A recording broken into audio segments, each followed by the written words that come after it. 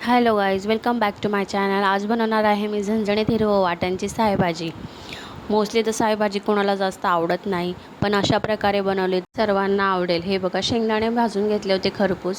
शेंगदाणे साफ झाल्यानंतर हिरव्या मिरच्या भाजून घ्यायच्या, कोथिंबीर टाकायची, आलं लसूण घेतले, जिरे घेतलेले आहेत आणि काही मसाले घेतलेले आहेत, हळद आणि मीठ.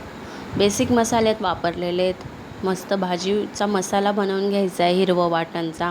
बघू शकता तुम्ही, अशा प्रकारे छान मसाला झालेला आहे. कलर पण खूप छान दिसतोय. आता कढई घेतली, कढईत तेल घेतले. तेलात आपण टोमॅटो आधी शिजवून घेणार आहोत.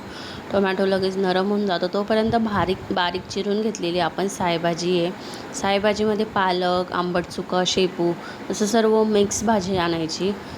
आपण स्वतः मार्केटला जाऊन घेऊन यायची, नाहीतर फक्त आपल्याला पालकची जुडी देऊन देतात. टोमॅटोमध्ये आपला मसाला छान शिजू द्यायचा. हा मसाला शिजून झाल्यानंतर 1 ते 1.5 ग्लास पाणी टाकायचं. असं छान मिक्स करून घ्यायचं.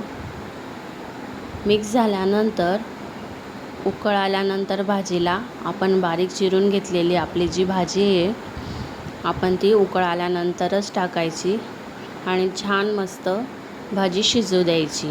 हे बघा, स्लो गॅसवर भाजी शिजू द्यायची. स्लो गॅसवर शिजून झाल्यानंतर भाजीला तरी पण येते आणि टेस्ट खूप छान येतो भाजीला. हे बघा, शेंगदाण्याचा मसाला असल्यामुळे भाजी फास्ट गॅसवर वर पण येऊ शकते, म्हणून स्लो गॅसवर जेवढी शिजवू आपण तेवढी छान लागेल. अशा प्रकारे भाजी केली ना, सर्व खातील आवडून. बाजरीच्या भाकरीसोबत, नाहीतर मग राईससोबत खूप छान लागते ही भाजी. हे बघा, अशा प्रकारे शिजून झाल्यानंतर आपली हिरवं वाटाण्याची झणझणीत भाजी तयार आहे आणि सर्व करा, एन्जॉय करा. अशा छान छान रेसिपींसाठी चॅनलला सबस्क्राईब करा. फॉलो केलं नसेल तर फॉलो करा. जास्तीत जास्त शेअर करा, कमेंट करा, लाईक करा.